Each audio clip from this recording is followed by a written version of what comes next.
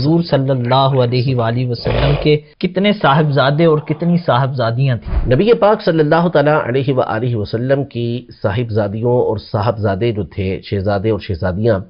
ان کے بارے میں اگرچہ کہ علماء نے بڑی تفصیل کے ساتھ گفتگو کرتے ہوئے مختلف تعداد بیان کی، مولا علی قاری رحمۃ اللہ تعالیٰ علیہ نے ایک پورا رسالہ لکھا ہے،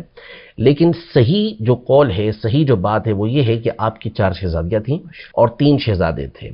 شہزادوں میں حضرت قاسم رضی اللہ تعالیٰ عنہ یہ بڑے شہزادے تھے، پھر اس کے بعد حضرت سیدنا عبداللہ جن کو طیب و طاہر بھی کہا جاتا ہے وہ، پھر ان کے بعد حضرت سیدنا ابراہیم رضی اللہ تعالیٰ عنہم،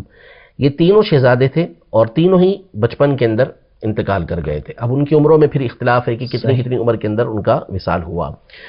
اور صحیح قول یہ ہے کہ آپ کی 4 صاحبزادیاں تھیں۔ سب سے بڑی حضرت سیدہ زینب رضی اللہ تعالی عنہا، سیدہ ام کلثوم رضی اللہ تعالی عنہا، سیدہ رقیہ رضی اللہ تعالی عنہا، حضرت سیدہ فاطمہ زہرا رضی اللہ تعالی عنہا، یہ 4 شہزادیاں نبی پاک صلی اللہ تعالی علیہ وآلہ وسلم کی تھیں۔